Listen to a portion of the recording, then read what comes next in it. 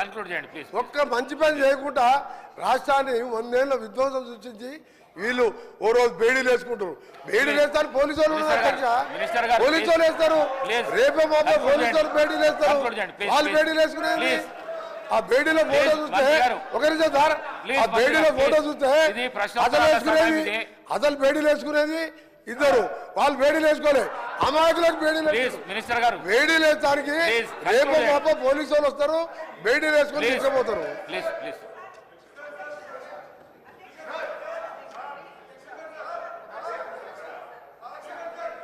హరీష్ రావు గారు దయచేసి మీ ద్వారా, అఫ్ కోర్స్ మీరు కూడా 2 సార్లు నేమ్ చేసిండ్రు. ఒక మంత్రిని స్పీకర్ గారు నేమ్ చేసే పరిస్థితి వచ్చిందంటేనే ఆ మంత్రి అవమానంగా ఫీల్ కావాలి. ఎందుకంటే ఎలియా మినిస్టర్ పోయి పక్కన కూర్చొని అంగిబట్టి గుంజినా కూర్చుంటలేడు ఆయన పరిస్థితి అది. అయితే విషయం ఏంటంటే ఆయన ఇందాక ఎలియా మినిస్టర్ గారు డైరెక్ట్గా ఎవరి మీద ఆరోపణలు చేయొద్దని రూల్ బుక్ తెచ్చి చూపించాడు. ఇప్పుడు మంత్రి గారు లేచి కాళేశ్వరం కమిషను హరీష్ రావు అని చెప్పి మరి నా మీద ఆరోపణలు చేసిండు కదా. శుద్ధులు నాకే చెప్పడం కాదు, శుద్ధులు అందరికీ చెప్పడం కూడా శ్రీధర్ బాబు గారు నేర్చుకోవాలి. ఇప్పుడు ఆ విషయం కూడా మంత్రి గారు నా మీద చేసిన ఆరోపణల మీద చర్చ పెట్టండి, ఆన్సర్ ఇస్తా.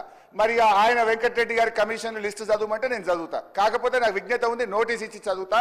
దయచేసి వారు మాట్లాడినటువంటి అన్ని వ్యాఖ్యలు, ప్రశ్నకు సంబంధం లేని వ్యాఖ్యలన్నీ కూడా సభ రికార్డుల నుంచి తొలగించాలని మీ ద్వారా కోరుతున్నా. శ్రీధర్ బాబు గారు మా గురించే లేచి చెప్పడం కాదు, మీ మంత్రులు మీ సభ్యులు తప్పు చేసినప్పుడు కూడా మీరు లేచి చెప్పడం మీ బాధ్యత.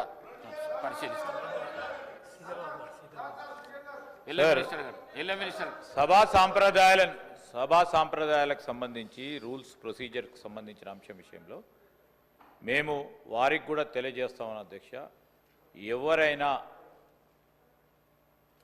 రూల్స్కి కానీ ప్రొసీజర్స్ కానీ కన్వెన్షన్స్ కానీ విరుద్ధంగా పోతే తప్పకుండా మీరు వారిపైన చర్య తీసుకునే అధికారం ఉంది. ఎవరు అయినా కూడా అస్పర్షన్ చేసినా తప్పకుండా రికార్డులను తొలగించండి అధ్యక్ష.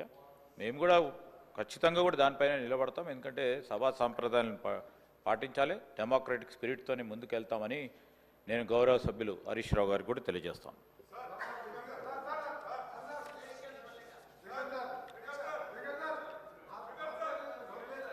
సమయం 11 అయ్యింది.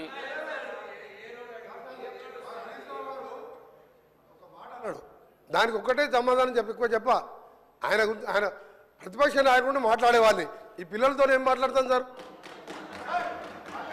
ఈ పిల్లలతో మేమే మాట్లాడు సార్.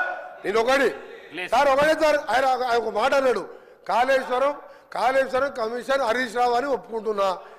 నేను ఎక్కడన్నా కమిషన్ ₹1 తీసుకున్నట్టు నువ్వు బినామీ నారాయణ స్కూల్స్ కొన్నావా, కాళేశ్వరం కొన్నావా, కమిషన్ తిన్నావా ప్రూవ్ చేస్తున్నావు.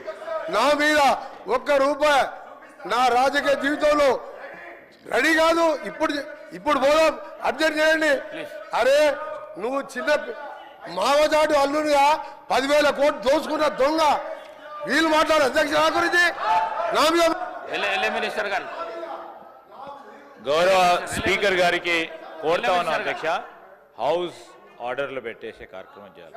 ఎవరైనా ఏ అస్పర్షన్స్ అయినా అటు నుంచి వచ్చినా ఇటు నుంచి వచ్చినా సార్, వీఆర్ వెరీ క్లియర్, మనం సభా సాంప్రదాయాలను పాటించాలా. డెఫినెట్లీ ఎవరిపైన ఎవరు ఆరోపణలు చేసినా దానికి సంబంధించి మీరు రూల్స్ ప్రకారం ఏ విధంగా మీరు చర్య తీసుకోవాలనో, ఏ విధమైన స్టెప్స్ తీసుకోవాలనో తప్పకుండా చేయండి అధ్యక్ష. We're very clear, we're very open. నేను ఈరోజు సూక్తులు చెప్పడానికి కాదు, చెప్పాను సార్, అది కూడా ఏదైనా తప్పుడో చెప్తామని చెప్తున్నాం కదా. ఈరోజు నేను హరీష్ రావు గారికి కూడా చెప్తా ఉన్నాము, వారు చేసినా మీరు చేసినా ఎవరు చేసినా which is against the principles of legislature should be, ఆ స్టేట్మెంట్స్ కానీ అది కానీ డెఫినెట్లీ డెఫినెట్లీ సార్, నేను కాదంటే నేను చెప్తా ఉన్నాం కదా. We're not. సమయం 11 అవుతున్నది. ప్రశ్నోత్తరాలలో రెండే క్వశ్చన్స్ అయినాయి. ప్రశ్నకు పరిమితమై ప్రశ్న అడిగితే జవాబుకు పరిమితమై చెప్తేనేమో 10 ప్రశ్నలకు సభ్యులకు న్యాయం చేసినట్లు అవుతుంది. ఈ విధంగా అయితే చేయలేము మేము. దయచేసి కోమటిరెడ్డి వెంకటరెడ్డి గారు మాట్లాడిన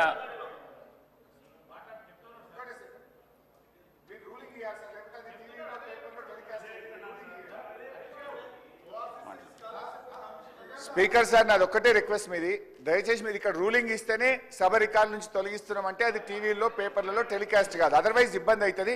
ఇంకొక చిన్న సబ్మిషన్ సార్, మనం నార్మల్గా రోడ్ల మీద డ్రంక్ అండ్ డ్రైవ్ టెస్ట్ చేస్తాము, ఇప్పుడు అసెంబ్లీలో కూడా బయట డ్రంక్ అండ్ డ్రైవ్ టెస్ట్ చేయాల్సిన అవసరం కనబడతా ఉంది.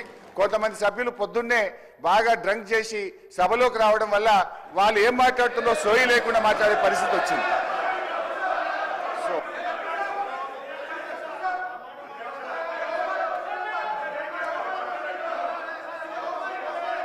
కూర్చో, నువ్వు కూర్చో, మంత్రి గారు గౌరవ పొంగులేటి శ్రీనివాసరెడ్డి గారు నువ్వు కూర్చో.